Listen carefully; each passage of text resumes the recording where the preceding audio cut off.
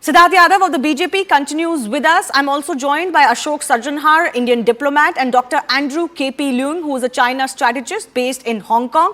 Dr. Andrew, let me begin with you. I want to understand, what do you make of this rare praise from the Chinese mouthpiece? I think that Beijing wants to promote the idea of a multipolar world with greater force in the light of the American-led, so-called American-led pushback against China, based on this the so-called American-led liberal order.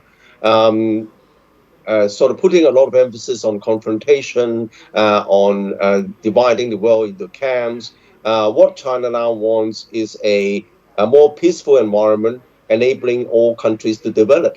And it sees that India is beginning to play a leading role, exemplified by India's independent position vis-a-vis the war on Ukraine and other matters. Including, for example, the what's happening in Gaza, and I think that this all chimes what China is trying to do in order to create a multipolar world, Yes. but not based so much on confrontation, but based on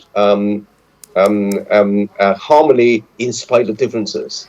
A more multipolar world, definitely something that China aims for, and not really, a West versus others. But it's not to say, Dr. Andrew, that China loves an independent India or a strong India either. In Asia, they are also cagey rivals. Is China wanting better relationships with India? Is this possibly also happening because they sense they have to deal with Narendra Modi for another 5 years? So it's almost like wanting to send an olive branch or temper down temperatures. Do you see some of that happening as well? First of all, naturally, it's Modi's second, the new term is almost a shoe-in. So it's a high time for China to send out an olive branch, as it were, to promote better relations. But what is more important, as I was saying, is China seeing the world is changing with the global South. Being able to exert its own sovereignty, and then they are less tied to the former Western-dominated world order. And but it is still pretty inimical to India. I mean, as far as India's territorial integrity is concerned, those issues don't go away just because of a multipolar world.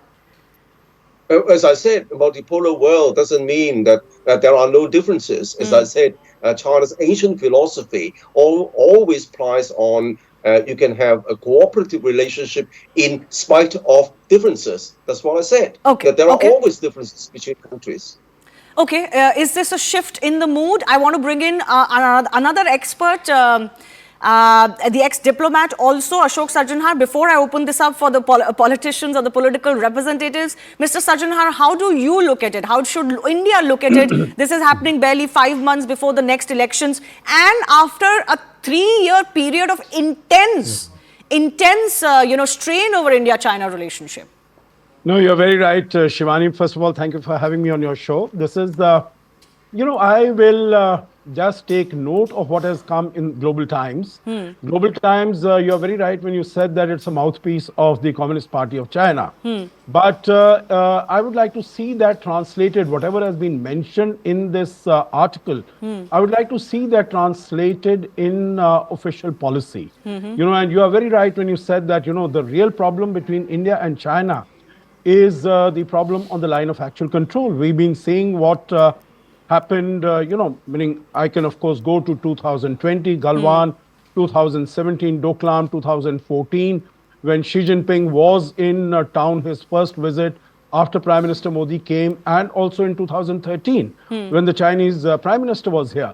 But, this sort of incursions and coming inside India, that has been continuing. And India has made it very clear to China that business as usual cannot be restored unless we have peace and tranquility at the border. So is this an attempt by the Chinese to maybe say, okay, let's get on and maybe paper over some of those cracks? I would like that to come from the Foreign Minister of China.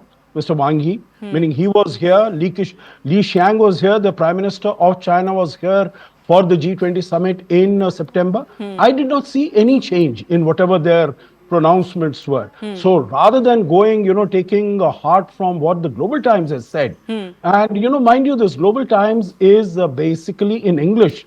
It is for the external audiences. It's not for the internal audiences of China, because that paper is published in Chinese. And I don't really know whether this article has been translated into Chinese and also So could been it be a message to the West then, because it is happening in English in the Global Times, that, because India recently has also, the foreign minister has, gone on this much publicized trip to Russia. We've had some difference of opinion with US and Canada. We're seeing them behaving in cahoots with each other on Khalistani issue. And China is also sending out a feeler to the West that, more and more countries, we applaud countries that are not bowing down to the West. Let me put it this way, Shivani. You mentioned about China, Canada and the United States. I think those whole issue of this Khalistani thing, Hardeep Singh Nijjar and Pannu in the United States, I think these are mere ripples. These are mere hiccups as far as the overall totality of relations between India and the United States are concerned. They are going to have no impact whatsoever in the medium or the long term in terms of the development of our relations. They are strong. They are on a very strong footing. We have decided, we have identified the United States as India's most consequential partner, strategic partner, and these things are not going to change.